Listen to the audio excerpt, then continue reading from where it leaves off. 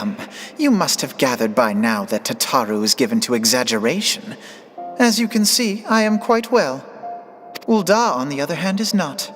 This riot was anything but an isolated incident. There is a restlessness in the air.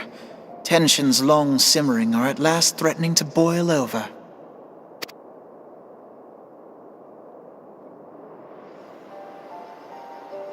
Ul'dah is a nation infamous for the great disparity between the wealthy and the poor. The majority of the populace accepts this state of affairs because they believe that every man bears responsibility for his own lot in life. To an Ul'dan, money is the foremost, and some would say the only measure of a man's worth. Small wonder that the wealthiest wield the greatest influence. So where do the refugees fit into this social hierarchy? What place is there for those who fled Alamigo and the destruction of the Calamity? Plainly, there is none. They have no wealth, no power, and no worth. To the Ul'dan way of thinking, they may as well not exist.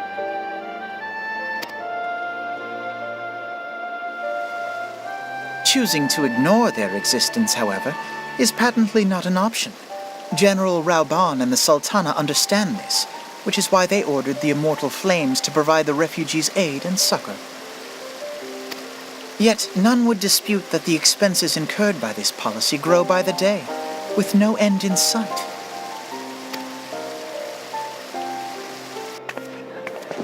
This has prompted more and more Ul'dans to question their obligation to aid these worthless wanderers, while more and more refugees have come to resent their treatment at the hands of the sneering citizenry.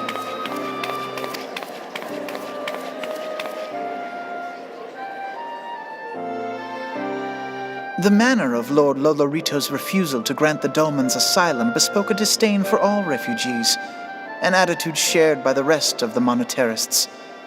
And you may be sure they make no effort to conceal their opinions. It was only a matter of time before the refugees united in protest, nor is it any surprise that some among them would ultimately resort to violence.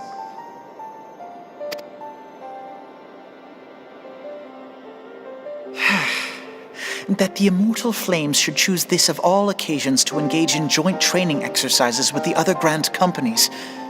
By the time they return, the situation may well have deteriorated beyond mending.